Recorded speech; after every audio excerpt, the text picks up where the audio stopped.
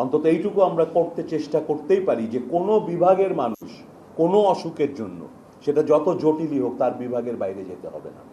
প্রত্যেকটা বিভাগীয় শহরে ঢাকায় যে ইনস্টিটিউটগুলো আছে, ঢাকায় যে স্পেশালিস্ট সার্ভিসগুলো আমরা দিচ্ছি, আজকে জনসংখ্যার দিক দিয়েও বলুন, যে কোনো বিচারেই বলুন, বাংলাদেশের 4 থেকে 8টা মেজর সিটিতে এই একই সার্ভিসগুলো থাকা দরকার। তো আমাদের এই ডিসেন্ট্রালাইজেশনের জন্য ব্যাপক কর্মোদ্যোগ।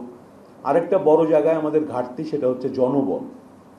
জনবল, ডাক্তারের বিশাল ঘাটতি আছে আমাদের সরকারি সিস্টেমে। ওভারঅল আমাদের ডাক্তার আছে, কিন্তু সরকারি ডাক্তারের সংখ্যা অপ্রতুল।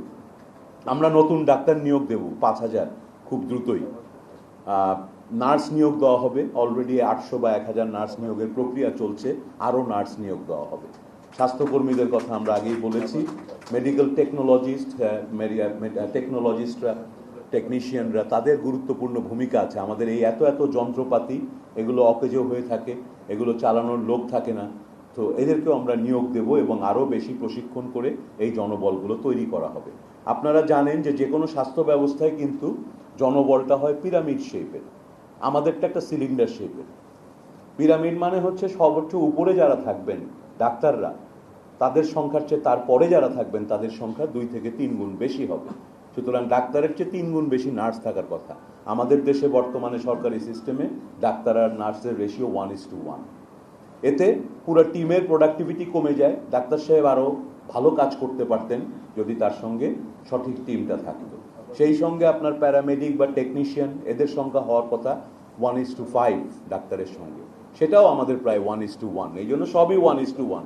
যতজন ডাক্তার ততজন নার্স ততজন প্যারামেডিক, একটা সিলিন্ড্রিক্যাল জনবল নিয়ে আমরা কাজ করার চেষ্টা করছি, যেটা হেলথ সিস্টেমে কাজ করে না। তো এই সমস্যাগুলো আমাদের আছে। শেষ করার আগে আমি দুটো কথা বলতে চাই আমাদের এই মিজলস নিয়ে, কিন্তু আরো বড় পরিসরে জিনিসটা নিয়ে।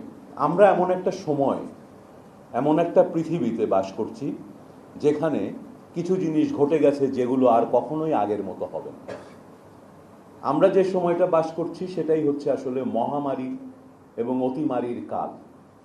আমরা যে কোভিডের সময় আমরা যা দেখেছি, আমরা কেউই আমাদের জীবদ্দশায় এর আগে কখনো এটা দেখিনি। এই ধরনের মহামারী পৃথিবীতে আগে গড়পড়তা হতো 100 বছরে একবার। প্রযুক্তির পরিবর্তন, আমাদের জীবাণুর পরিবর্তন, আমাদের জীবনযাত্রার পরিবর্তন, আমাদের মোবিলিটি, ইন্টারন্যাশনালি কানেক্টিভিটি এবং ট্রাভেল করা, সব মিলিয়ে এখন পৃথিবীতে আর 100 বছর বোধহয় অপেক্ষা করতে হবে না পরবর্তী অতিমারী বা মহামারীর জন্য। সো গ্লোবাল হেলথে এখন নাম্বার 1 প্রায়োরিটি হচ্ছে প্যান্ডেমিক প্রিপেয়ারনেস। পৃথিবীর সব দেশে স্বাস্থ্য ব্যবস্থায় বিপুল পরিমাণ নতুন বাজেট দিতে হবে এবং হচ্ছে, যাতে আগামী যে মহামারীটা হবে তখন যেন আমরা আতঙ্কিত হয়ে না পড়ি, তখন যেন আবার লক্ষ লক্ষ মানুষকে মৃত্যুবরণ করতে না হয়।